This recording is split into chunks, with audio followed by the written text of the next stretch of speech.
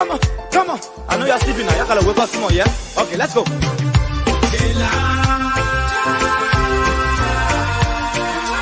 people fool us.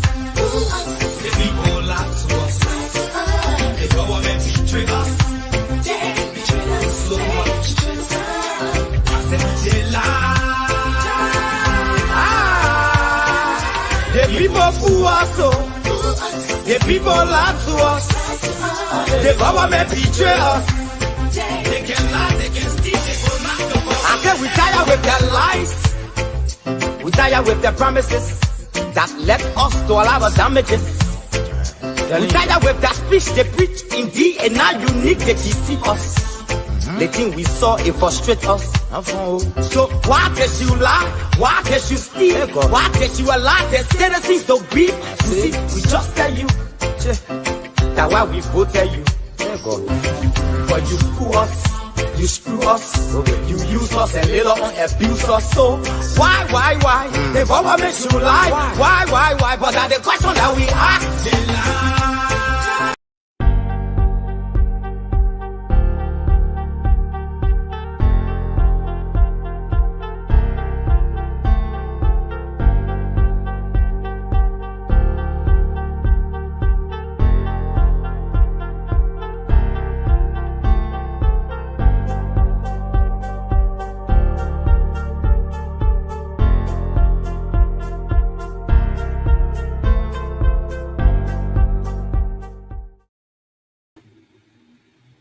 Good afternoon.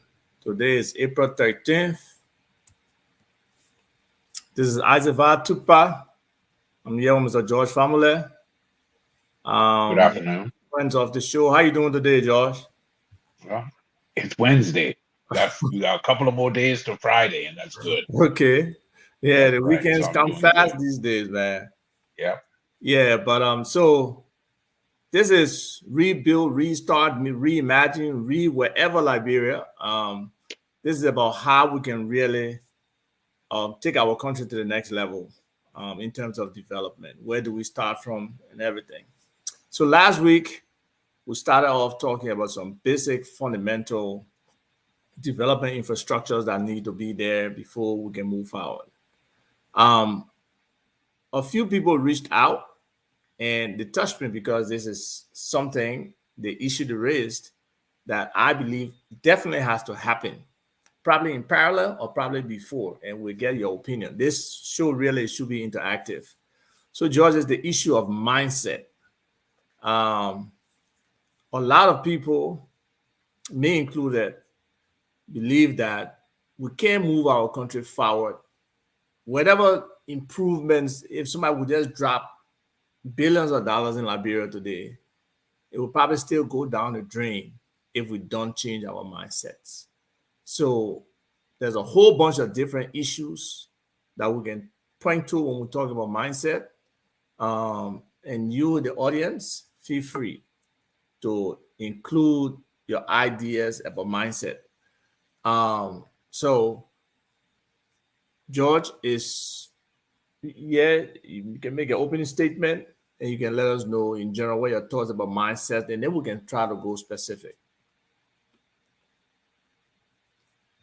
Are you muted?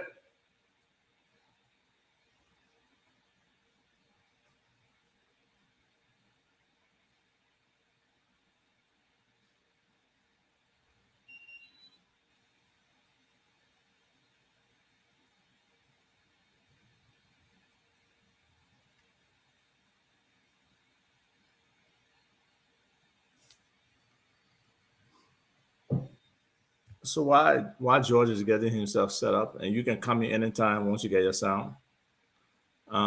This mindset issue is major. And a lot of people recognize it because sometimes they tell people, oh, you think this way, or you think that way, or your head too high, or your mind is this way, or your mind is that way. But unless we all have some direction that's aligned in the way we think, in the way our minds approach things. Everybody would not get the education.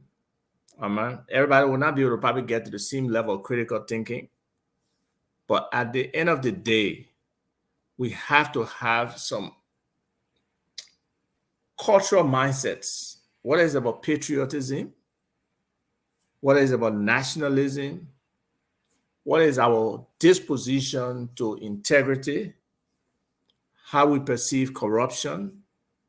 How we perceive the rule of law? How we relate to each other as Liberians? How we disagree? How we resolve differences? How we respect our Constitution?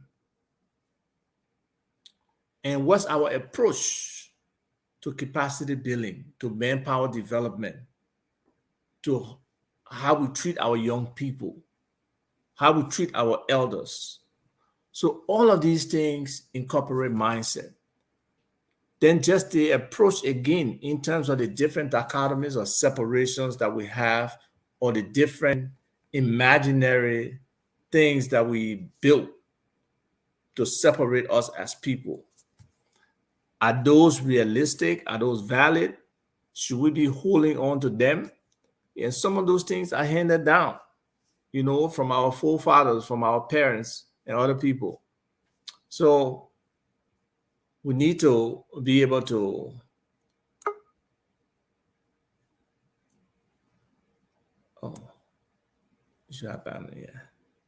So like I said, this will be interactive. Those who want to participate, they can call and just talk about some of the mindsets, some of the things that they see from people that just don't bode well in terms of our own development as a people. So we hope George has a better setup now. Are you okay, George? Yeah, I think my setup is fine. You can hear me, Ryan. Definitely, I can hear you. Wonderful.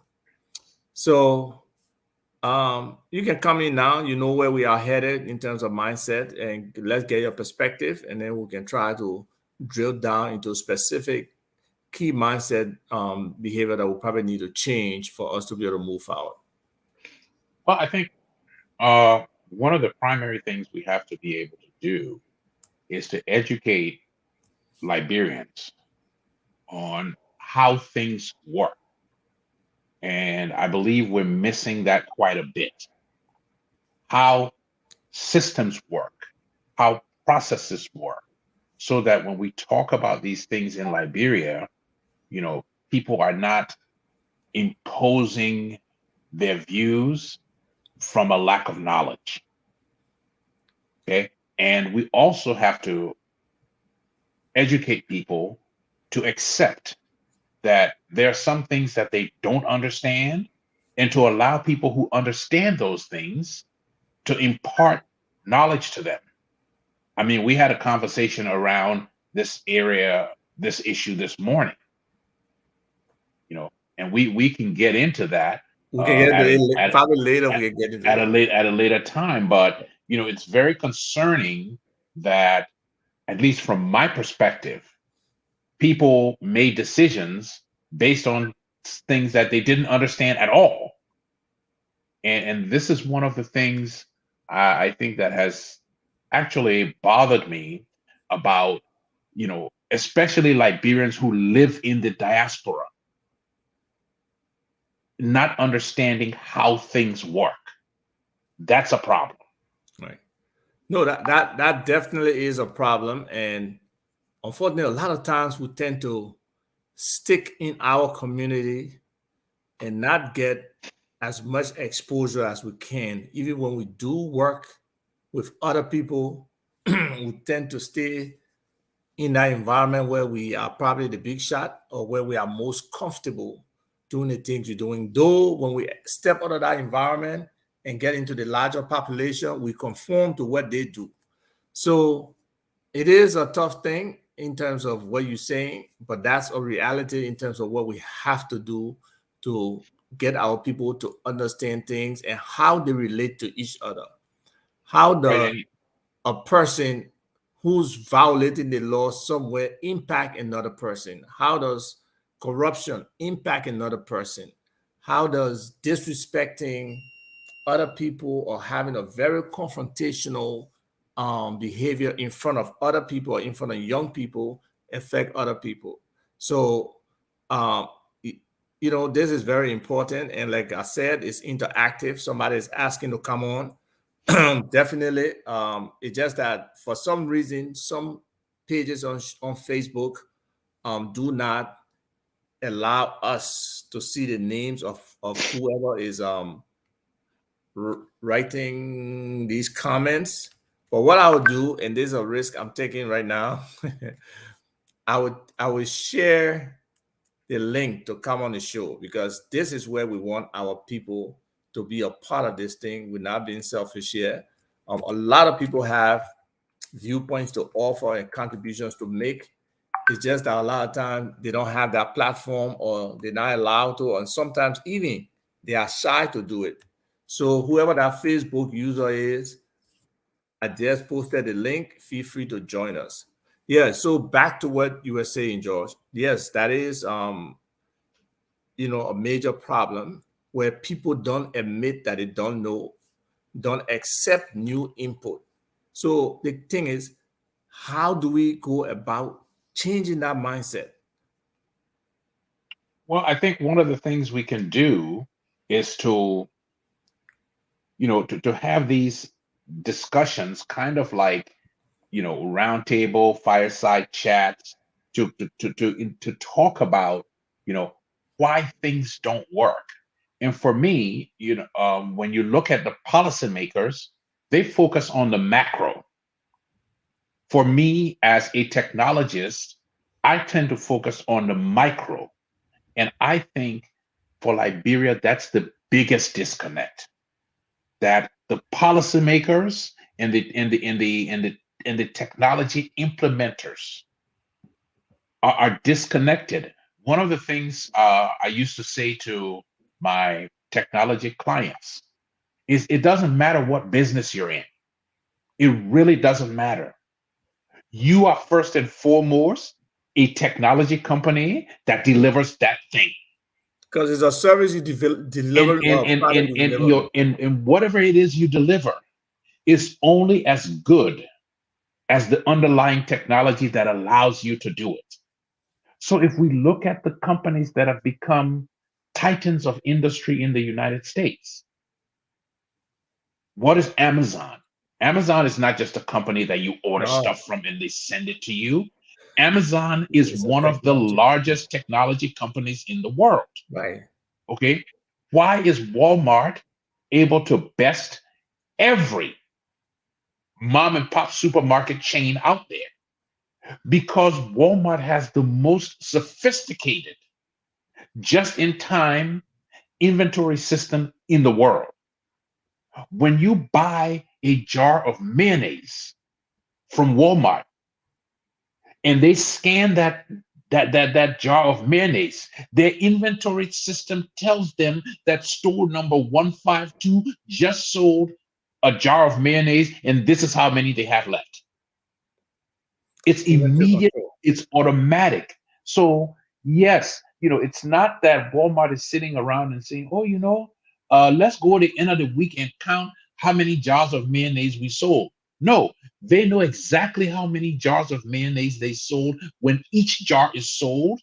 And then they can reach out to this, and then that information is passed on to their supplier when it reaches a certain critical volume. Right. But George, some people will push back on you and say, look, we're talking about systems here, but these systems are advanced for our people. Right now, we're talking about the basic fundamental development mindset.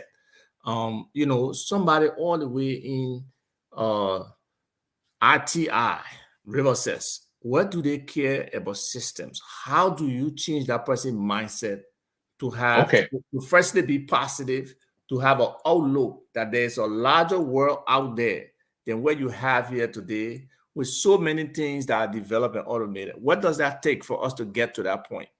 Let's talk about something that everybody can understand: education. Okay. We hope everybody can understand education, but let's take it for granted. How many people do you have attending primary school in Rivercess? That's a wonderful question. But I can bet, I don't even think the Ministry of Education can put their finger on that information right away. Except my man, Kessley has done such a fantastic job of collecting all that data, as we have discussed before, for them. Alton Kessley now, the Deputy Minister, I believe. Okay, so let's go to secondary school. How many people do you have attending secondary school in Rivercess from 7th to 12th grade? Since there's one high school, it's easily countable. Okay. Now, how do you make any decision based on how do you make a decision to determine if you need a second elementary school in Rivercess? How do you reach that decision? Well, from a basic perspective, it got to be one, the demographics, the population. And supposedly I saw some headline the other day that the census is still on track. Okay, so we're looking forward to that. But if you have that population data and you know, again, that fundamental, whoever is in primary school moving up to middle school and then expected to come into secondary school, you will be able to. But the census is every 10 years. Exactly. Okay. However, I gotta go hide the door. Go ahead, George. However, you have vital statistics, which is supposed to record the number of births and deaths. So,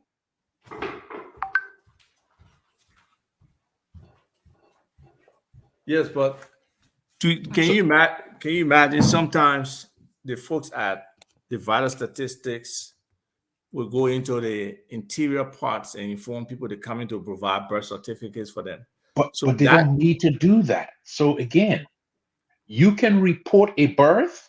There are SMS-based applications that allow people to report births. But here's the thing. So I can report a birth that says male child born this date, okay, to the Bureau of Vital Statistics.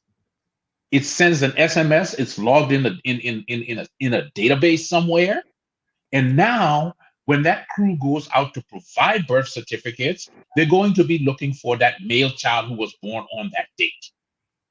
Okay, so at least they have the record of birth. Now they're simply applying the identification to the vital statistic record. But again, we talked about the micro level. What does that tell us? That tells us that in 5 years, male child born in this location is going to be ready to do what?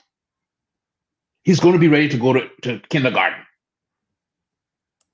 Right. We can then aggregate all the children born and say, in 5 years, we're going to need this much kindergarten access. And from there, we can now extrapolate and say, well, guess what? In 7 years, all these kids will be in elementary school. I mean, all of these kids will be in junior high. In 9 years, they will be ready to go to high school. And in 12 or 13 years, they will be ready to go to the university. So, getting people to understand that the micro is what builds the macro. And for us to start to look at every single thing we do in that light, I think is the best way to focus on changing mindsets. Our mindset has to rest in our ability to count things. Yes, that's another thing, right? So everybody from Liberia, they will say, I want small thing. And I got that from you. Small thing is not a number. Small is not a number. We got that is what my data science professor told me. He said, plenty is not a number. Okay. And this is how we think of things in Liberia. Is plenty or is small? No, it's not a number. Plenty only gives you a relative amount to something else. Okay? So if you got 35,000 students at the University of Liberia, and I said, how many students you got in the class? And you're trying to describe to me that you have 100 people in a freshman English class. Okay. Small doesn't tell me whether you have 100 or you have 350. Okay. So we have to get away from these generic terms that give us some relative number, but doesn't allow us to focus on exactly what we need. Right. We have to be able to count those So things. where does this leadership come from to change mindset? I know you say have these discussions, but at a high level, a lot of people because I, for one, was one of the persons who did that. I believe that when Madam Sally came to power, she had a great opportunity to change mindsets if she had been more vocal about those things that matter in that way and have been there telling people, going on air and doing those things. I know like Larry Bropley had a show about changing mindsets and stuff like that, changing minds, changing attitudes or something to that effect. But it has not taken hold in our people that to have a change mindset, it must be something that you build as a practice, as a behavior, as a consistency. When Madam Salif was elected, I was one of those Liberians who went to meet with her in Connecticut, along with my wife. And I had a conversation with her. And I said to her, your election is not to build the skyscraper. Okay? And I want everybody who's listening to me, who has seen a skyscraper being built in any American city, to understand my analogy. I said, your election is to build the thing behind the fence. If you've seen them build a skyscraper in America, what you see is they get the land and they fence it off. Fence it, yep. And for about 3 or 4 years, you see people going in and out of that fence, but you never see the building. And then one day, you see the first level of the building, and after that, the building just takes off. Just shoot up. That's a fact. Okay? Because for those 3 or 4 years, those people going in with their lunch pails and their hard hats, they were doing the heavy lifting. Right, the foundational stuff. They were building the foundation. They were not the ones, and they are usually not the ones who get the glory. No, but we have an expression like about the executive mansion, the trucks and other stuff that take the equipment and stuff. Once the mansion is built, they don't even go past before the mansion again. Did you see the order that came out? But what kind of vehicle can go past the mansion? So that for me was Madam Salif's mission, to build that foundation. And I gotta say, in many ways, she couldn't walk and chew gum at the same time. There was foundational stuff that she had to do. And then there was stuff that she did to make appearances work. Right. A lot of the infrastructure she set up from a governance perspective were along those lines, because they have not worked. So for example, one of the first things I had a conversation with someone about was the LACC. And okay, people are going to declare their assets. And my question was, what does that even mean? Right? What does it mean? It means if I declare my assets to you, I say, Isaac, I got $500. Yeah, but there's verification behind that process. How? Okay, for one, if you say you got $500, where's the bank account? Are you keeping it under your mattress or are you keeping it in the bank? The second thing, if you say you have a house, where is the deed for the house? And there's a valuation process. As primitive Yeah, but as it may be in Liberia, there's some it level of doesn't verification. work. It's just that it's not effective. Okay, so my name's George Fambule. I got a bank account under George Fambule. I also got a bank account under George Kamo. I also have another bank account under Kamo Fambule. Okay? Distributed across all the banks. I'd come to you and I say, this is my account, George Fambule. That's all the money I have. You can't verify it. You can only go on the information I present to you. Okay, no, you can verify. I can verify what you give me, but your point, which is correct, I cannot go beyond your information. Exactly. Or an ID. Let's say if you had a national ID, or where we could systematically push that ID out to everybody and tell us, say, give us all this information on George and get it back. You're right. Okay, so in 2009, I wrote a paper called Reimagining Liberia. And the central tenet of that paper was to deal with the issue of asset verification. As long as asset verification is based solely on the information presented by the individual, then it's not going to work. I totally agree. Okay, so again, we come back to how do we change the mindset? Because I can give you anything. I can hold money in my family's name. I can hold money in my girlfriend's name. But guess what? The minute that ID, that account has to be tied to an individual, then the money in that account belongs to that individual. Yeah. So I'm willing to bet you, okay, Mr. Superintendent of Schools is not putting money in his girlfriend's account. Put the money because that's his money. Yes. Okay. And legally, there's nothing he can do to get it back from her. And many people have been screwed that way, so people avoid that. Right. But here in America, do you see anybody putting their money in somebody else's account? No.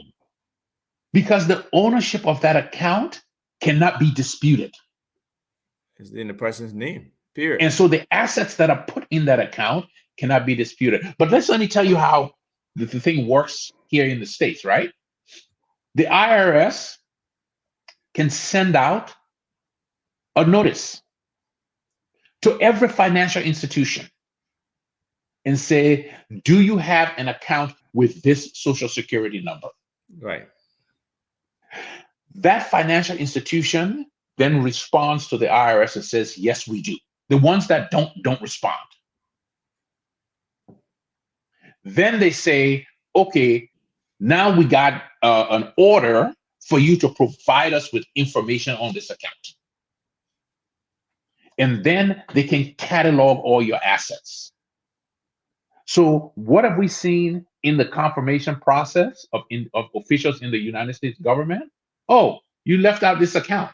Yep. You didn't include that account. Okay, so when we say we expect you to be truthful, it doesn't mean that we don't have a way to check. We can check independently of you. And that's what we lack. That's what we lack in Liberia. Big time. Okay. And so now what we're talking about are systems that impose integrity. Right. Because everybody will be caught or steal something and you get any chance. Nearly everybody. But so even in America, let's say the person's intention, well, if they're not delivering all the information, we say they're being untruthful. Yes. And you can't then occupy a government position if you can't answer truthfully questions that you should know we know the answers to. And that's a fact. But look at our confirmation process. We know sometimes people are criminal. We know they have a history, and we still confirm them. We do. So again, I don't care how you shape the conversation.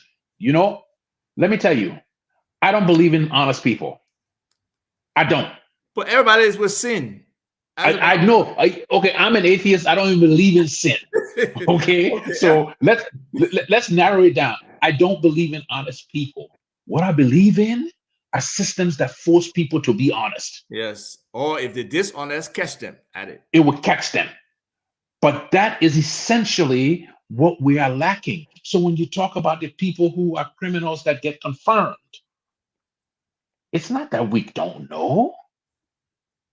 Anybody being hired from the United States must agree to submit to a background check in the United States. You can hire a firm that will do a background check. Many people have offered our services to, I believe, different governments of Liberia at different times, and they have basically refused that. So why are we not doing it? Because they will have to vet some people in the government or some people who they desire to hold positions who would not pass this smell test. Exactly. But what does that mean for governance? Bad governance, period. It means that now that you've hired this guy who is, or this woman who is a former criminal, you now have control over her. And whatever it is you ask her to do, your bidding, she's not going to quote the law to you. No, do your bidding because you control She's that. going to do your bidding. And it makes for bad governance. So to a large extent, a lot of things come back to systems and processes. It always comes back to that, even on the most micro. Listen, look at the things that the data that you gave me once about the number of wells in Liberia. Okay? The government literally had a grant for somebody to catalog the wells in the country and where they were with geospatial data. Right. So we could identify literally every well in the country. But it turned out that the government of Liberia did not hold that information. But that was and that's another mindset, that ownership mindset. How many times do we own the systems that we work with, that we say we're purchasing, that we pay so much money for? We don't, and that's because we don't have a general framework. A long time ago, I believe you and I had this same conversation about the need for the government to establish its data framework. Okay? And by that, we talk about, all right, let the government say the database of the government of Liberia is going to be MySQL. It's going to be SQL Server. Right. It's going to be Oracle. But even in the instance where we are unable, because we want a specific system, we then must establish a data dictionary that says that for every first name field or column in a database, it has to be named FIRST_NAME, and it can't be, and it has to be limited to 15 characters, 20 characters. Yeah. Okay. So in every government system, that has to apply. That has to apply. If you don't have an overarching design like this, what you end up doing is spending a lot of time and money on integrating one system with the other. Yes. So let's step away from the system and talk about some personal stuff, like the perception or the mindset that we have towards each other as individuals. The mindset that people in Liberia may have to people in the diaspora, and the people in the diaspora may have to people in Liberia. Where can we blend and have a solid integration? Because sometimes by the time some people leave from wherever in the diaspora they are and get on the ground and kind of assimilate a little bit, they have that distinction against other people who are still in the diaspora. So there are splits. Even within some tribal groups or even in some counties, there are those splits. How do we build the mindset of our people that we are one people? Look, we really, really need to work together. Let's go back to what I learned of American history and what W.E.B. Du Bois called the veil. And what he said was that the black man in America must exist in two worlds. They have to exist in the white world and they have to exist in the black world. And in order to exist in the white world, the rules for that are different. And when I come to think of Liberia and Liberians, it turns out that when we exist in the diaspora, we follow all the rules. Generally, We know how things are supposed to work, or at least we follow the rules. Let me just say that. When we go back to Liberia, it seems as if we are back in 11th grade. And it seems as if we are overtaken by where we were before we came to the diaspora. Flip right back. And, and that's an easier transition. Why is that? Let me tell you, one of the most fundamental things that shaped my thinking about learning was when they had the Anderson trial in Liberia. That was like, what, 77, right? Yes, I was just coming out of high school. Yeah, I remember. Because we used to leave from school and go to court somehow. One of the people that was involved in that was a gentleman by the name of Francis Nipa. And when I read his biography published in the newspaper, it said that this gentleman had a master's degree in mathematics from Boston University. And the question that I asked myself, how is it that somebody who is brilliant enough to study an esoteric subject like mathematics to the level of a master's degree could not forego those primitive tendencies to commit ritualistic murder? And so one of the axioms I came up with is that education must, at all times, restrain us from doing those things that we are instinctively desire to do. At some point, your education must override your instinctive behavior. And we see the failure of that when people leave here and go to Liberia. Yes, the training, the education, all of those things, they go out. They just go away. By the time they get to RIA, just to stay in the line, people refuse to. They won't jump the line. They won't be. They just go away. It's amazing. And that, for many people, that's a big time pet peeve of Mr. Cummings. So for all those from the diaspora who expect to just come break laws or, do things in Liberia, if Mr. Cummings were president, it won't happen. But again, our reaction to each other, right?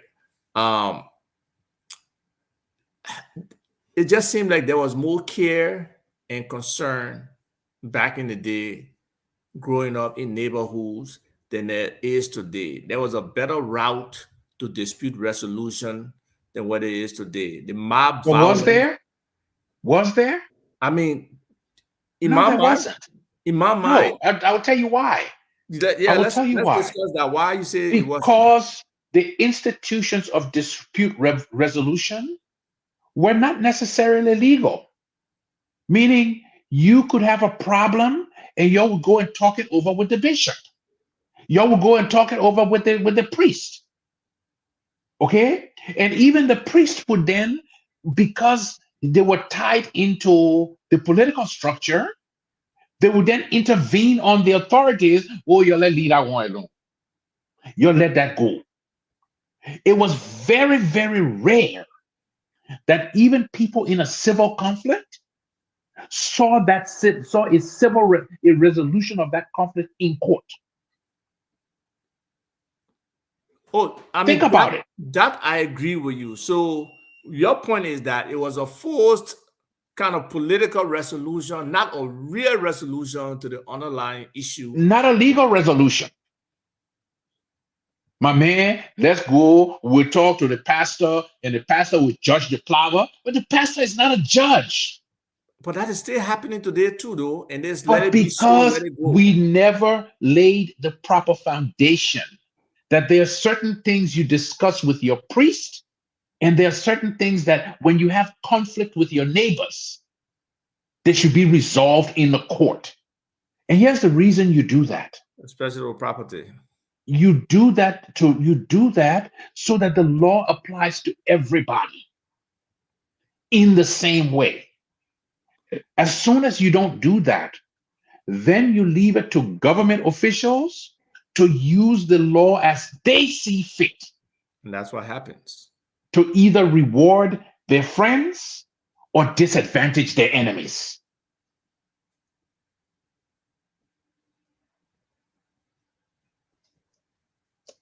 Well, I mean, yes, Betu is right, that then and now those things still exist. And what George's point is, there was no foundation to set it up that dispute can be resolved legally without the interference of the pastor or friends who would not, really resolve the issue or take it down to who's right, who's wrong.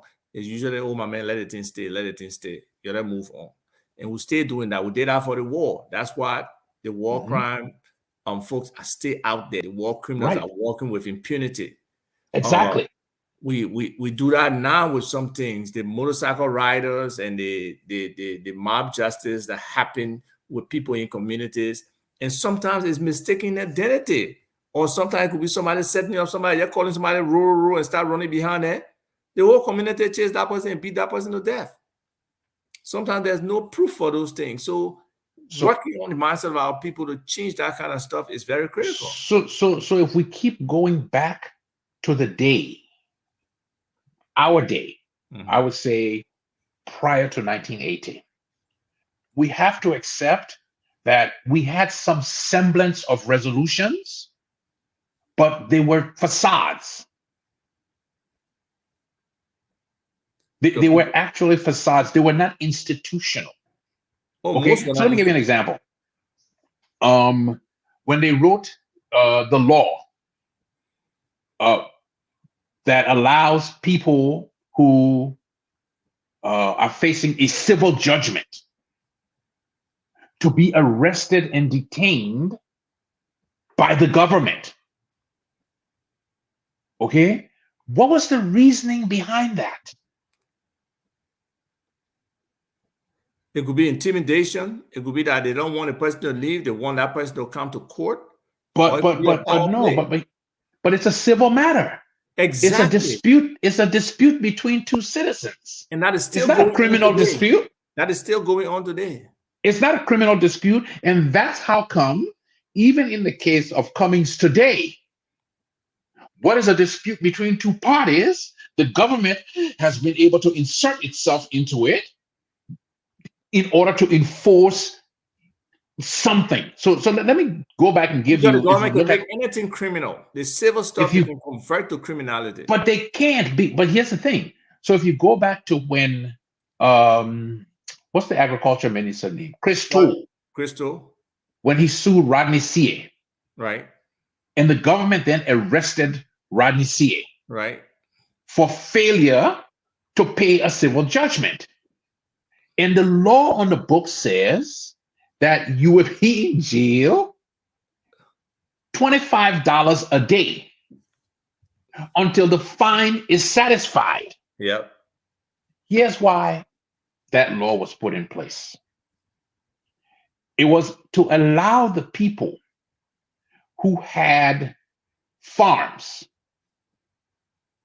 to use these people who were arrested on civil charges as laborers. Yes. Okay. That's where the phrase in Liberia, "I will stay in his bond," comes from. It's not like a bail bondsman. Basically, you go before the justice of the peace. The justice of the peace said, okay, you owe $50. I got a farm and I need workers on my farm, but I can't get people to volunteer to work on my farm. So guess what? I'm going to go and stand Isaac bond. But once I stand his bond, $25 a month, he has to work for me for 2 months to pay that $25, or maybe even less. Because maybe if he works for me, I will only pay him $10 a month. So the informed class has consistently been suppressing. They've been using these types of, so the type of things that they could arrest you for, somebody could arrest you for following their wife. Somebody could arrest you for taking their daughter. It doesn't matter what the daughter's age is. They could sue you for taking their daughter and having a relationship with. Oh, I was about to say, why are you making it sound nice about looking that kind of, using that kind of, having a relationship with their daughter? They could sue you and take you to court. You get a civil judgment against you, and guess what? Somebody got now you're indebted to that person. Yeah. Okay. Man, I wrote about this thing. No. let look at one or two of the comments here. I know some people say sound teaching, and then we too said to add there exists then and still now those who that dispute resolution and law does not apply to. And that's the impunity. That's the impunity that exists. That's another mindset. And sometimes, I don't know whether our people are so beat down, they do accept the impunity. And advocacy, standing up, is about knowing your rights. And many of our people don't understand their rights, don't understand civics, don't know how the Constitution works, don't know how the legal system works. So that's part of the heavy lifting, Josh, educating our people, not only on book or on technical training, but on their roles as citizens and what they have to do, what's expected, and what's the relationship between they and other citizens. So I know I've been behind this whole civics thing for years and years now. And it's now hopefully in the schools, hopefully it'll be in every school soon. There's also a community version to it. But this teaching of our people, it rests with a lot of us. But a lot of people, again, have a mindset that most people just want to beg, and they don't have the time to deal with that. They don't have the time to deal with people who can learn. I know you have an impatient mindset. Forward the message to me. It takes a while. It takes a while to teach.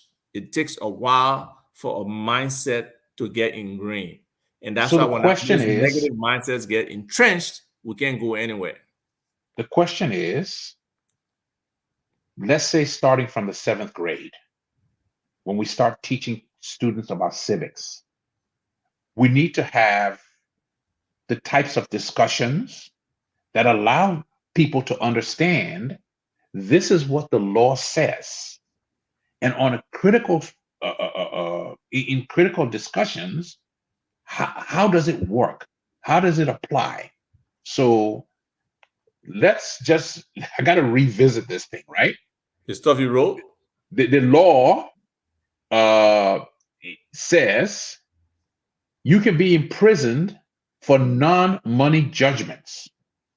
A person shall not be arrested or imprisoned for disobedience of any money judgment or order requiring payment of money, except for those money judgments enforceable by punishment for contempt under section 44.713 or imprisonment under section 44.712 if the execution is not satisfied.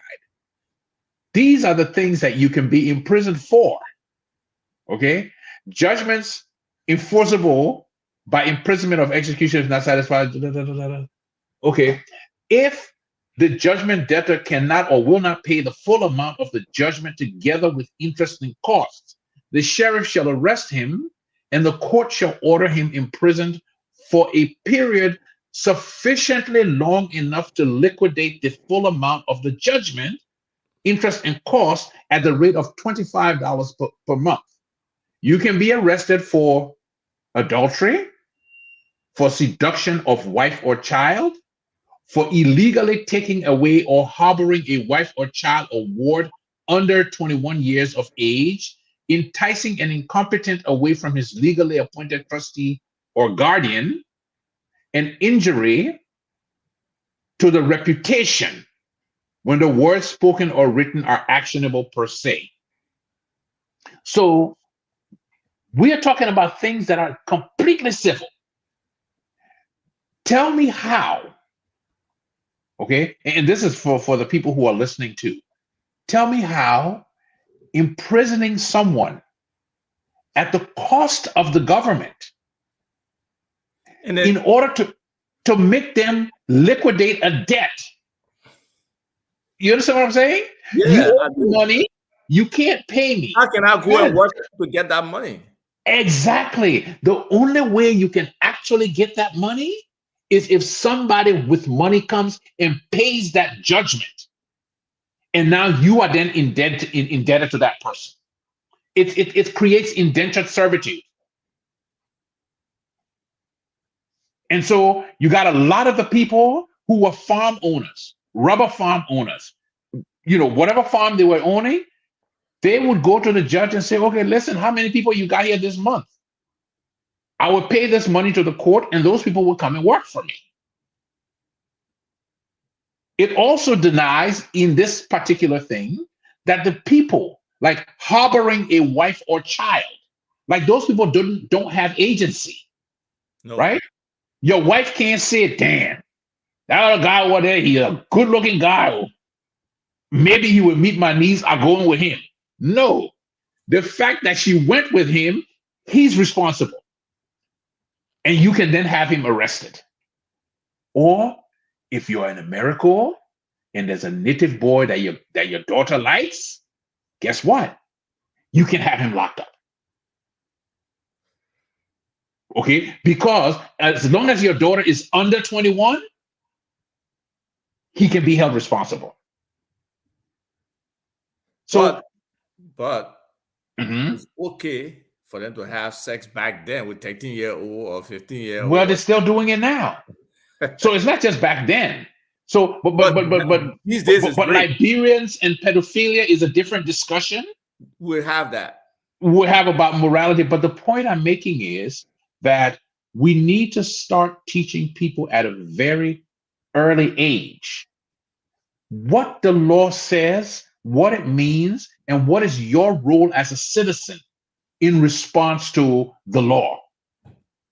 And that's a part of civics, but I know the civics book we wrote doesn't really extend to breaking down the law in terms of what is and safe maybe and what it doesn't. Maybe that's a lot of information, Josh. Maybe we need to get one of those situations where, we used to have when we were at CWA, we used to have assembly, and ever so often they will bring somebody to talk to the school. Right.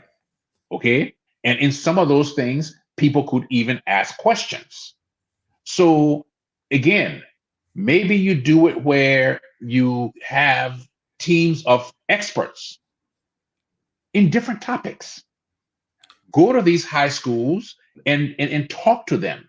I think some schools do try, but that should be something. Take their questions. I think that would be wonderful to do, because it will really expose many of our young people who don't have the opportunity to interact. Yes, because here's my concern. And for those people who are at the University of Liberia, majoring in political science, I really don't care about y'all. I don't. Just stop. No. Let me just tell you. Okay, people will say, "Oh, you offended those people." Let me tell you something. We do not need political scientists in Liberia. Fact. We don't. We need real scientists. We need people who are doing material science. We need people who can build stuff. George, all of these, you know where we are getting our civic education from in Liberia? From the Hatai shop. George, and in the shop, everybody has an opinion. I don't disagree with you, But if you Okay? look at where we are as a country, the amount of people who actually go to school in any Listen. cohort class is probably less than 60% of that class. The ones Okay. that What is the have 3 or percentage 4 of years, people? they want to What is the have, percentage? yeah. What is the Let's say percentage of people at the University of Liberia who are studying political science? Oh, it's significant. It's way higher than I'm everything willing else. to bet you it's close to 70%. No, wow, say social sciences. I won't just say political No, science. no. When you talk about social Because sciences, a lot you're of young talking about people are in sociology. You're talking about sociology. You're talking about when you say social science, I'm right. thinking sociology. I'm thinking psychology. Okay, The that's arts, what I'm the thinking. humanities, all of that. Yes. Okay, but You said political science, specifically political science. I don't think it's that political high. science I don't think it's is that high. high. If you say political science and public administration, I can probably take you to 45, 50%. Okay, But it's still too much. I agree. And here's why it's too much. We have a country to build. Yes, George. You understand? Then who's driving that building? Who's driving Now, it? let's talk about how we change that. Where's the college counseling? Well, go ahead. Let's talk about how we change that. We change that by offering incentives to people to study engineering. We change that by changing the structure of what is necessary to become gainfully employed. Okay? So, for example, everybody doesn't have to go to the University of Liberia and spend 4 years there to be gainfully employed. I saw something the other day where the University of Liberia is going to begin offering computer science degrees. Okay? That's fantastic. Don't get me wrong. I thought they already had a computer program there. However, somebody who is majoring in computer science is employable way before they finish a 4-year or 5-year or 6-year degree, because you can couple your computer science degrees with certificate programs. So you can have someone take the MCSE exam. You can have somebody take the Microsoft Certified Database exam. Right. Okay, so software engineer exam. Software engineer, database. So by the time they are done with their second year, if they have that certificate, now they are employable. Remember those government systems and the overarching database thing I talked about that the government need to establish? Right. Well, you need a pipeline of people. Okay. But George, it comes with planning. Again, it comes with planning. Exactly. If we cannot plan the development of our country to know what kind of manpower we need for what positions, for what specialties, even the investments that other people are coming to make, how do so I wonder if there's a government agency that is tasked with collecting information about the type of jobs that we have. That's supposed to be the Ministry of Labor, but are they doing under which is there a bureau in the Ministry of Labor that does that? And we can, if Phil Dixon was around, who used to work at Labor, he can speak. It's called the Bureau of Labor Statistics.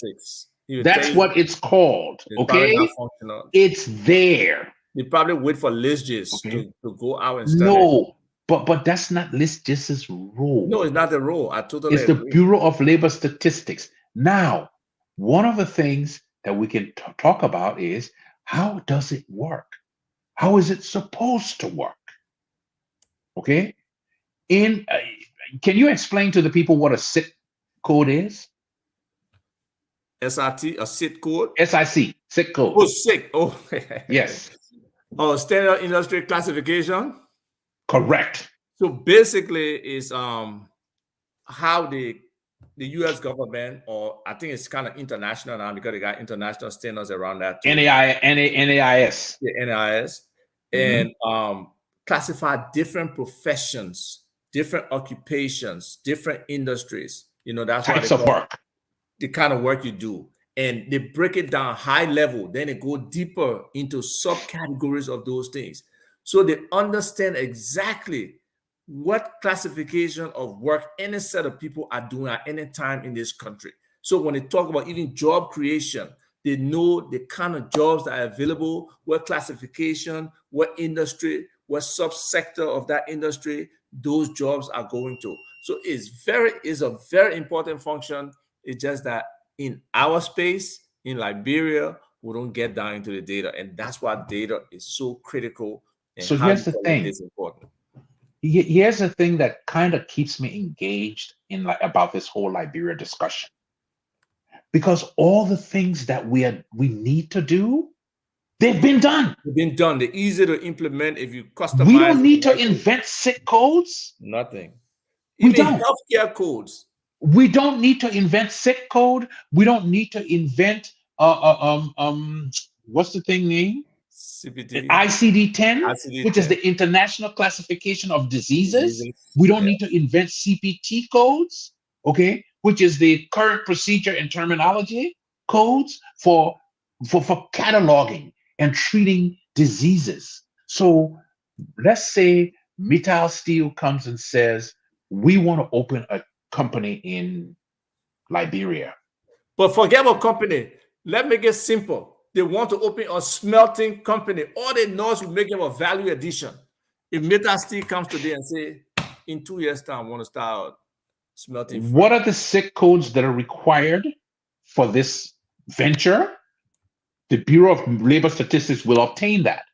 Once the Bureau of Labor Statistics obtains that, it will say, well, guess what? In the next 2-3 years, we will need people who know how to smelt. Okay? Maybe we'll need 500 people. Then you go to a space like BWI and say, listen, we need to implement a program to get people trained on how to do this. Because if you don't do that, guess what? Mittal is bringing people from outside to do this thing.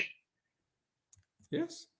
But right Okay? now, So you're not creating jobs for Liberians. Liberians' jobs are hardly being created for Liberian. Foreigners are coming in to do all these different jobs. Because, again, we are not tying labor statistics and forecasting to the types of jobs that will be needed and because a lot of the jobs that we need in Liberia today, they're not, again, don't want to break people's hearts. They're not political science. They're people who need to know how to build stuff with their hands. When I went to the foreign ministry in 2007, and when Ellen was president, they had Chinese people laying the tile. Those Chinese people who were laying the tile, they didn't have master's degrees. No, not at all. They were private criminals in China anyway. They were just, and they trained them in jail on how to cut tiles. Okay? Here in America, you can go to any corner, literally any corner, and look for somebody who wants to come and lay your tile, and they will come in and they will lay your tile. This is basically a trade. We need Liberians who can do that trade. You see, yes, we do. But again, it's about tying the availability of jobs. What's in the sector to what you're training people towards. And it takes vision, it takes planning, and those have been absentee items in our development space. So you come back to what I say, you can't plan without data. You just can't. Oh, well, a question. I totally agree. How do you know what you're planning for? You need data. How do you know what you're planning for? How do you know how many of it you need? How do you know? Look, I will tell you, back in when in 2003, when the war was over and they settled on interim government, and the Americans decided, or the international community decided they were going to put GMAP together. Right. And as a part of GMAP, they were going to create this integrated financial management system. And Ellen appointed Harry Greaves to be the point person on the integrated financial management system. And I wrote him a long letter, or a series of letters, that suggested, because the original plan for GMAP was they were going to bring in this system, and in 3 years, they were going to turn it over to Liberians to run. And my concern to Harry was, first of all, if you're going to turn this thing over to Liberians to run, you need to develop the expertise for Liberians to be able to run it. Right in the country. Yep. Okay, so what part of this GMAC budget includes the training of your database specialists But who are supposed to take over and administer this system in 3 years? You look at a lot of the NGOs, no sustainability around any of that. And so you can go back to the finance ministry and ask them, how long have they been contracting foreigners to run the integrated financial management system? Forever, probably. Forever. You see what I'm saying? Anyway. But had they put in place, say, an IFMIS specialist course at the University of Liberia, in 3, 4, 5 years, you could have had people able to run that system. Now, the system doesn't even work as designed. It doesn't. There's no central planning, no central procurement, none of that. But everybody won't eat their own. I do ever agree to having something centralized where they can get economies of scale from. It's just part of the greedy government. Well, you know, if we're not able to do it, we're not going to be able to move the country forward. It would take the right leadership to change it. At this rate, it's not happening. So that's where we are. So yeah, so we are at a good point where we can take a pause and kind of share with people. I think next week we want to be talking on technology, right? Like governance systems and technology. And again, folks, believe it or not, data comes in everywhere. If we expect to move this country forward, even for our own economy, to really well, you know, I really want us to see if we can get representatives from the political parties who are in discussions with the NEC and the NIR about this whole biometric registration stuff, because I have some serious concerns about what is going on, and we have always had this problem. Okay, so we kind of want to make sure, or I kind of want to talk to the members, to the people in the political parties, to find out where are they, because I read an article in Front Page Africa about the fact that the national election, the biometric identification, the NEC was going to be doing it, and then it will pass the data on to the National Identification Registry, and then the National Identification Registry will carry on with its registration process. And I'm saying that's the backward way of doing it. Totally. The National Identification Registry is responsible statutorily for all identification, period. The use of that data is then provided to the agencies as they need it. Agencies including the NEC. So the NEC is actually a customer of the National Identification Registry. Right. Yes. Now, the NR is providing like a shared service to all of these different governments. So I would really like to see if we can engage, nonpartisan, of course. Okay. Well, it has to be about Liberia. If we can engage with the political parties to see what their understanding of how this process is going to work, because we have some bureaucratic challenges. And one of the bureaucratic challenges we have is that the NIR does not have money to do this. That's why the mission has been stalled since 2017. But didn't the government contract the whole process out? They don't have the funding. They gave them an initial amount of funding, and beyond that, nothing. But there was a company. Wasn't there a company that was contracted? Yes, my understanding, there was a company from Kenya that was contracted. But here's the thing. The NEC has asked for $30 million. And because it's election, they will get that $30 million. Right. Okay? So the question becomes, how can we best leverage the fact that the NEC will get this money, and at the same time use it for the NIR to register the 3.5 million registered voters and get that data in one place? And be that one repository that everybody can. Because here's my concern. The NEC produces a voter registration card, and then it sends all this data to the NIR that still doesn't have money to produce ID cards. But what information is contained on a voter registration card that can't be contained on a national ID card? There are only two things. One, is this person a Liberian citizen? Because everybody in the country, living and working in the country, must have a national ID, whether you are Liberian or not. Yes. Two, what is this person's voting precinct? That's it.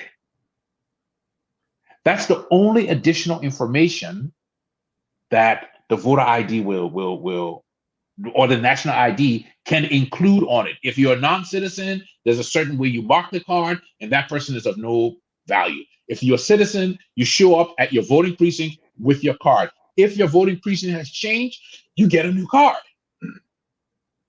But you understand what I'm saying? Yeah. The NEC will have some integrated process where you go back to the NIR and say, we need to give this person a new card. You got to present the old one. We have to destroy it.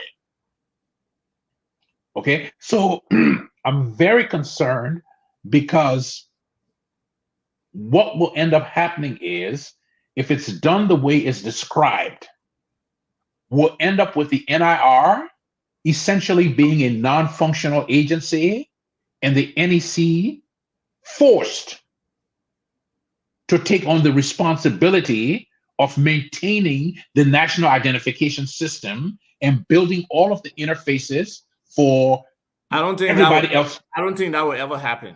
Why won't it if the NIR is not capable of carrying out its mission? The data will be at neck dormant, and the NIR will be a dysfunctional organization. They will not take that additional step to build. So this is a tremendous opportunity. It is for the NEC and the NIR to collaborate, where the NEC contracts with the NIR because they have to do this registration in the next 12 months. Right. But what needs to happen is to bring the political parties to the table for them to understand the significance of what you're saying from a national perspective, but not from a parochial or like specific political party being concerned, oh, foreigners will be registered, or will not get the data, or the people will be cheating. And we come back to what we talked about education.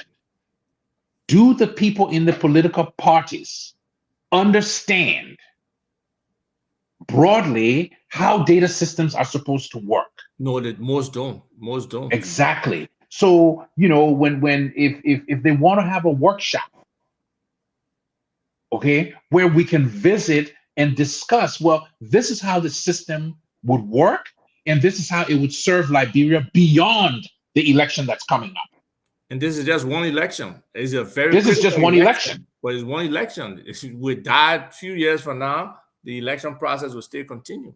But if we can register 3.5 million people for national IDs in the next 12 months, that's a big deal. Big deal, because it has so many other applications with regards to formalizing our economy, with regards to, and then it creates a snowball effect. It does. It creates a snowball effect. After the election, the government can say everybody who has a bank account, okay, has to have a national ID. That's going to be a small number of people now. everybody who has a cell phone, you have to have a national ID. It has to be registered by this date. And right now, that's what's happening in Ghana. I believe Ghana has already implemented our process. Exactly. Everybody with a cell phone, like you go to Ghana right now as a foreigner, you can't just get a cell phone. You got to have a national ID or some Correct. Ghanaian that will kind of stand for you or something. No. You got to have an ID. Listen, people who are here, people who come to the United States, the phone in their name and give it to you. That's what I mean. People who, if you buy a SIM card, okay, even when I went to Germany and I had to buy a SIM card, I had to provide them with my information. Mm-hmm. Okay, so a component of the national ID for people who are there temporarily can be a country and a passport number. You see what I'm saying? Anything so that's your temporary ID because it identifies you uniquely in the world. If you're on the USA, whatever your number, your passport number is correct. But with that system in place, once the NEC can contract with the NIR, okay, and my thing is that the NEC should kind of treat this like any other contractual relationship. This is what we need. This is how we need you to do it, and we're going to pay you to do it. You see, you're talking it again. A lot of people are proprietary. A lot of people want to do some things themselves because in Liberia, I don't know if you saw the recent report from the Office of the Inspector General of the Global Fund as it related to the Ministry of Health. Did you see that report? No, I didn't. Oh my God. I'll share with you. Basically, the Global Fund, a partnership kind of international organization where a significant number of countries contribute to for them to eradicate the epidemics of malaria, tuberculosis, and AIDS. Mm-hmm. And so they have worked with the different Ministry of Health in, nearly every country. And in our Ministry of Health, we have systematically orchestrated misuse, fraud, and abuse of the people's monies that is now asking the Ministry of Health, which is like the principal recipient of the donor funds, and they then get suppliers or implementers to do some of the things they want around, the Global Fund, because they got a couple of different programs. Like they got the Mother Peer program where they're trying for the mother not to transmit the HIV virus to the child, or they got a malaria control program, all of those things. And one of the biggest way that people try to steal money in Liberia is to be having training sessions and, retreats and all of that kind of stuff. But these folks were duplicating names, making false claims, and all of those things. And it's sad, man, that level of systemic stealing.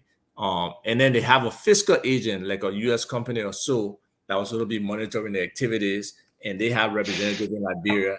And that representative is also compromised because, again, is just... So did you say duplicating names? For example, let's say we have... I'm being facetious. I'm being facetious. Again, so if you got a Mary Flomo and a Flomo Mary, okay, I mean, if you just got the name, I mean, right in Maryland, I know two guys named Isaac Vatukba who live in the same house. Two of them, but they're different. Very different. In Arizona, I know two guys named George Kamo Fumble. I know two of them who live in the same house, but they are distinctly different people. When they go to get services, they are distinctly different people. Right. They got a unique identifiers because we can identify them individually, separately. Okay. And we don't have the ability to do that. And this has been my problem with our international partners. Because they come in, they bring money, and they know that we don't have the ability to do these things. Then they act like they're disappointed, but we can't keep records. But George, that's intentional, though. What I'm talking about. Look, compare it with the lack of capacity in the electricity sector, where we don't have enough professionals on board to really understand the electricity environment, the level of planning that's needed, the level of coordination and simultaneous implementation of certain things. That if you, let's say you're building your generator capacity, you need a certain level of ramp up in terms of how So let me ask you, and how you would distribute. Okay, where so is MOH keeping this data? How are they keeping it? I can bet you it was paper records, because they said they checked the list, the attendance at different. The people look. So sometimes the people will put in for DSA. I think that the daily sustainable or something allowance, whatever, where they at a conference, like malaria control program conference, and I seen them on that same day would be at the tuberculosis conference and probably at the malaria, at the HIV conference. So it was just, just stealing money. They had the guy who was the communication director or whatever, he had own communication firm. And then they had a fake communication firm that they had no address, no existence, to bid against, make it look like it's competitive bidding when they know already that only that one company really exists that it will provide the money to. So, these guys really unravel the level of stealing. But we have a Liberian business registry. Again, but George, if the thing is internal, like a lot of people say, to steal, corruption takes somebody on the inside. So if that person on the inside is the one orchestrating it, the person who's responsible for implementing. Yeah, but at the same time, Isaac, okay, let's go back. We have a Liberian business registry. We do. If you're going to bid on something, you have to have a Liberian business registry ID. You're supposed to. But you have to. No, if the person who's evaluating the bid is comfortable having a bogus company, or will even take some other institute or some other organizational number and say, oh, it's a valid number, even though it doesn't tie to the name. You see, again, if you had a system that can do that for you, where the person will come back to system. A lot of things that we come back where you get to systems that impose integrity. Yes. Okay. In the absence of those systems, we are just complaining. And my point is, the international community knows we don't have those systems. They know this. And nowhere in the money that they give do they say, as a prerequisite for dispensing money, you have to have XYZ in place. Okay? Because the minute you talk about dispensing money, you're talking about the need to identify people. That means that a portion of that budget that is going to be used for identifying people will go to where? It will go to the National Identification Registry. Right. Or your version of it, your mirror of that data. No. It's as long as you are talking about identifying any human being in Liberia. Oh, the original identification, yeah.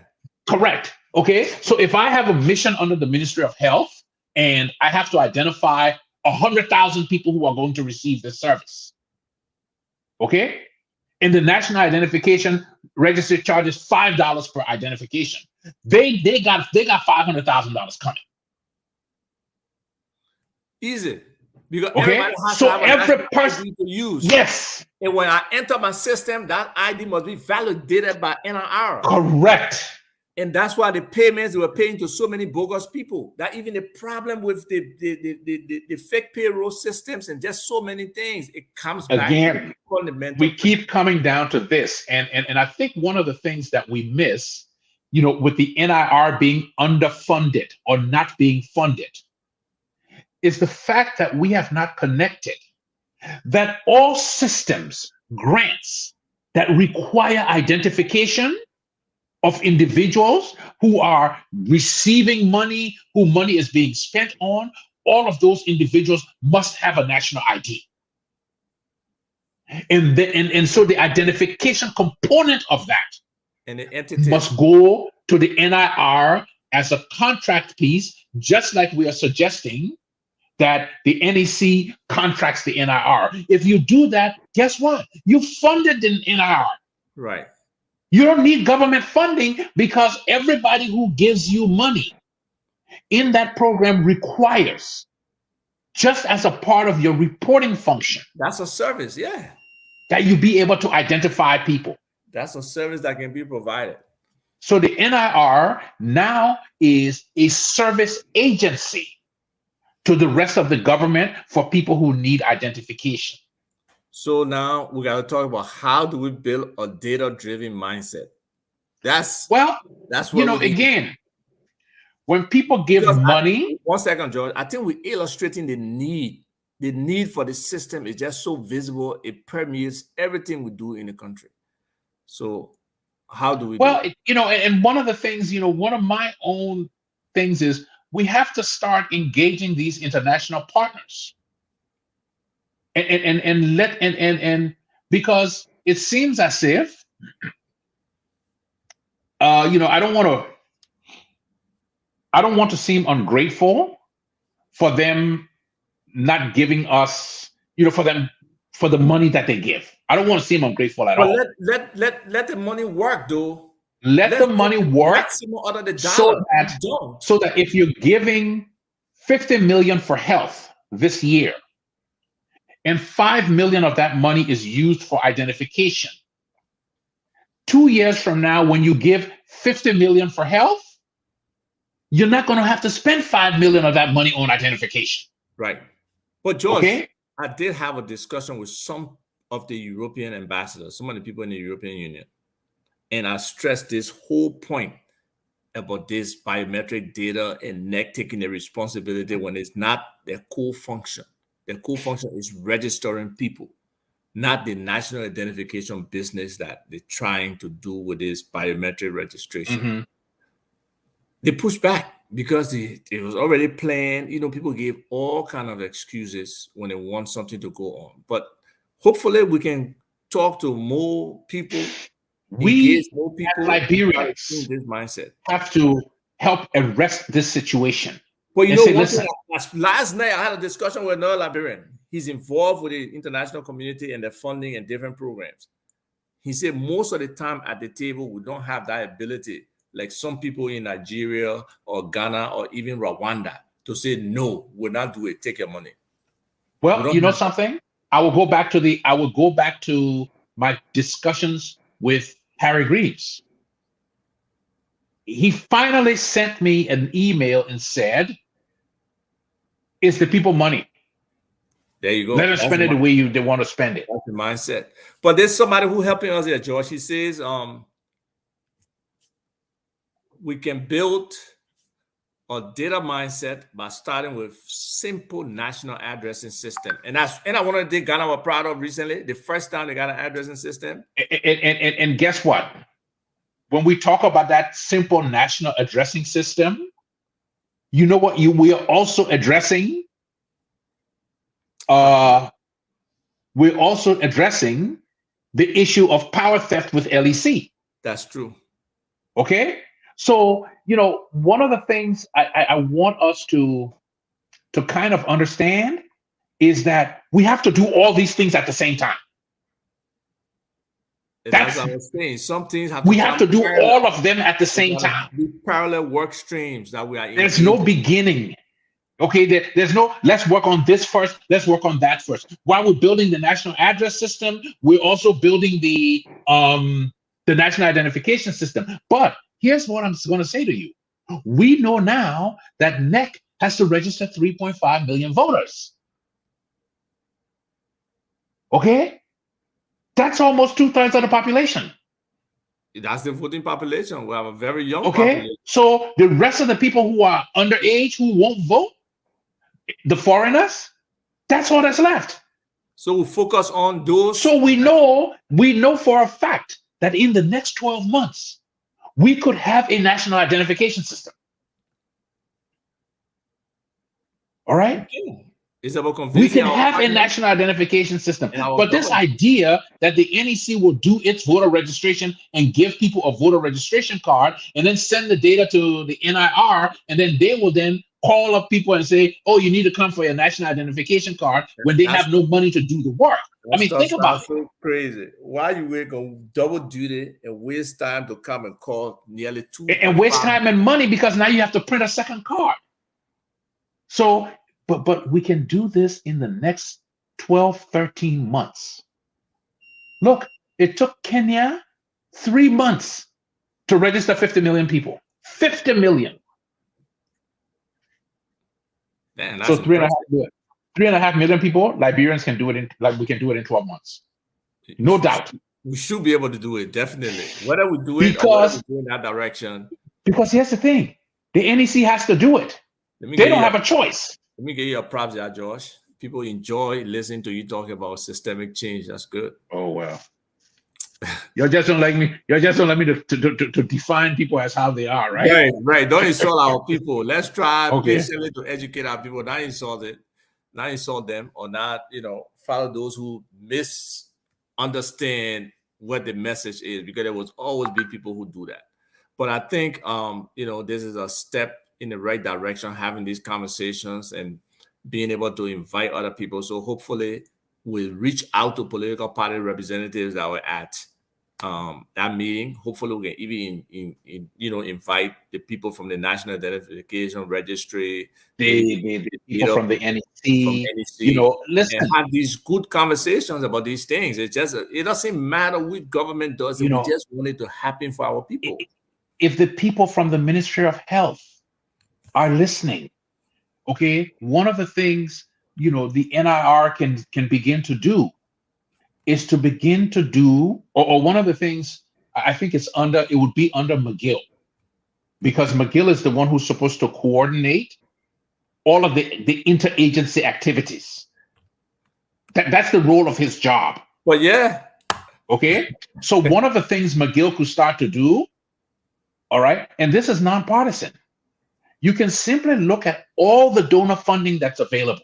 But for all the different projects, that under Ellen to see the alignment, right, and overlap and everything, and then say, in each of these components, is there an identification function? And that identification function is fundamentally defined by, I'm going to spend money and I'm going to give it to X person or people. Somebody has to do the identification of those people. And from that donor money, you need to budget. And that money needs to go to the NIR and say, listen, we have a contract. You see what I'm saying?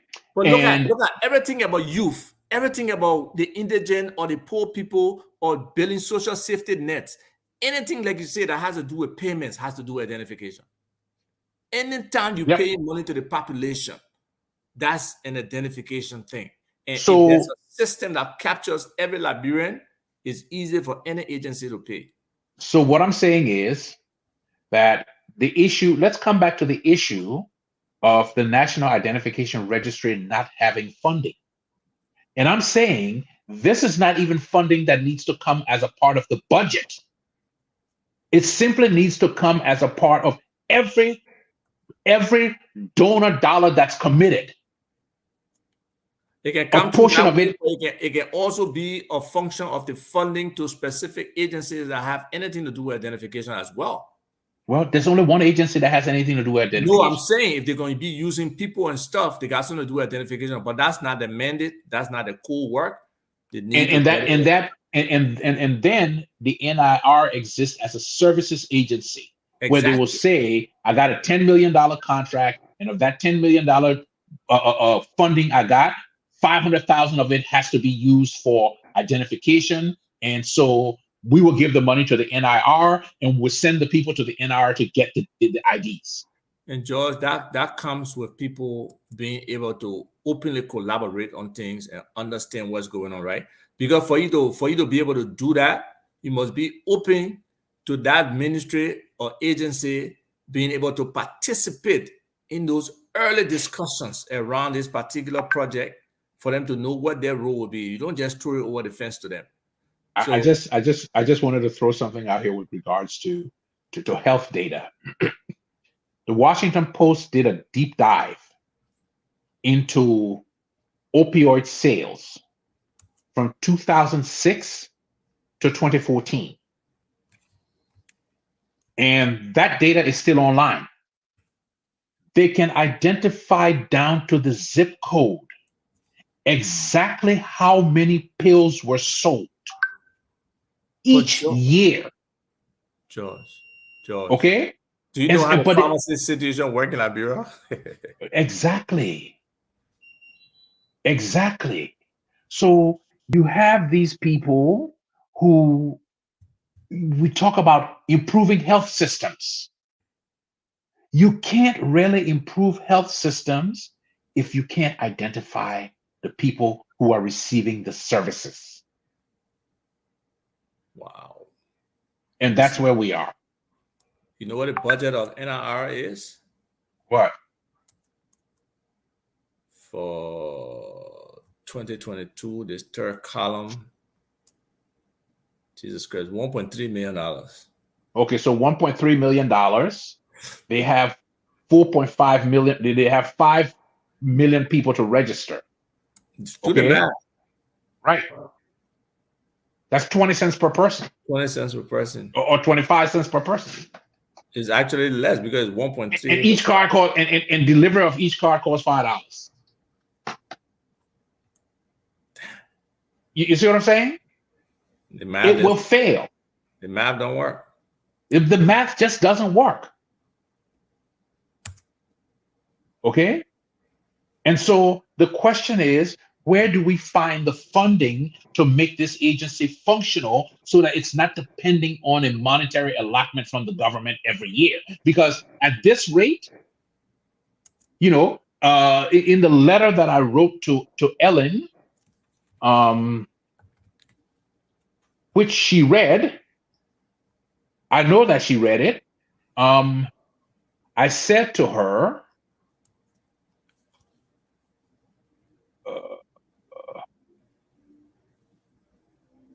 hold on.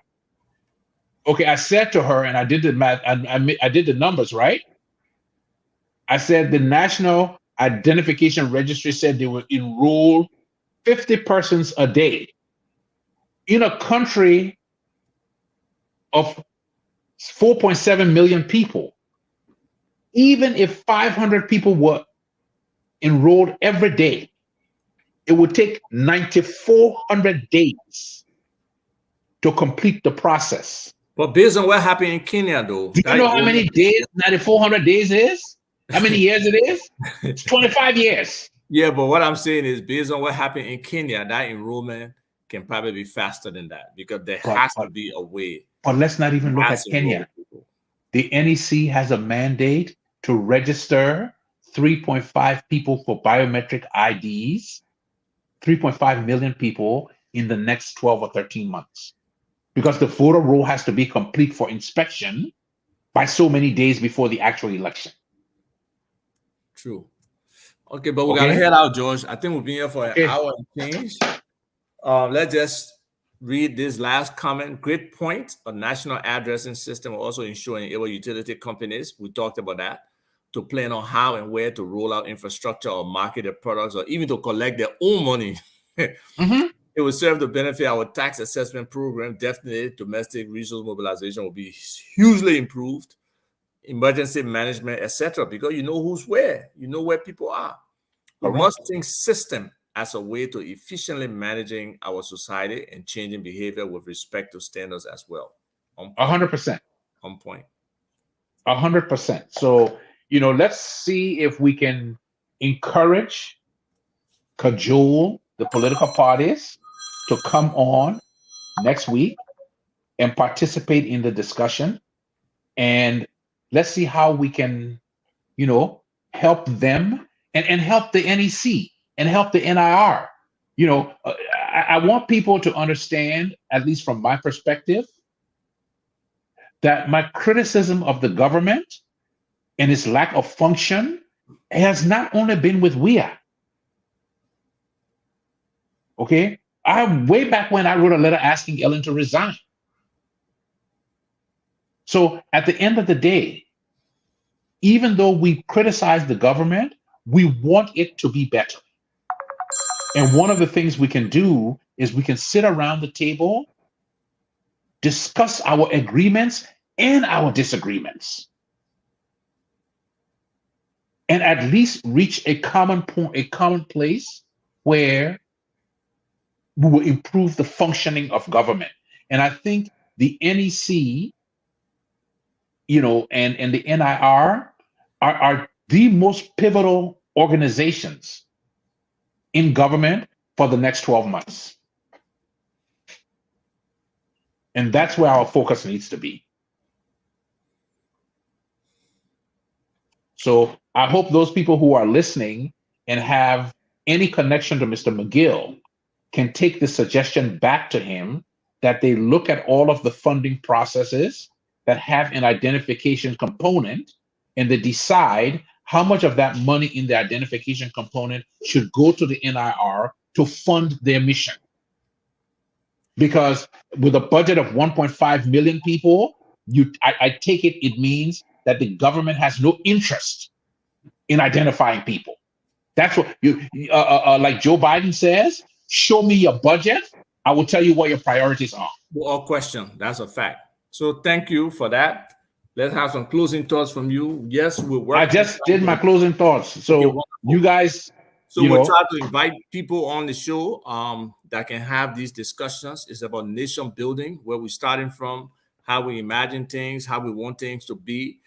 Is really open. Even if you want to, volunteer to come, just contact me, contact George, and you can come on and participate and be involved and share your ideas, share your vision, share, some of the fundamental things we need to do to move our country forward. Yeah, there's a lady named Elizabeth who made a comment in here about how it's handled in France. And it's basically along the same line, Elizabeth Picatier. And she talked about at 11:27 a.m. about how they give national IDs and voter cards and stuff like that. But we're talking along the same lines. Yes. It's just that they initiating the sending the stuff, and they probably, that particular internal ministry has the responsibility for the data. All right. So thank you, George. Thank you, everybody, for watching. We look forward to seeing you next week. Don't forget, on Friday, we'll come in with weekly review. There's a lot of different things that happened this week in the news. We don't want to push anything out there. I know you know some of them. We'll touch on one or two with regards to the Ministry of Health report. There's also the human rights report that came out. So there's a bunch of stuff that we have to talk about on Friday. We hope you tune in. Take care. Peace.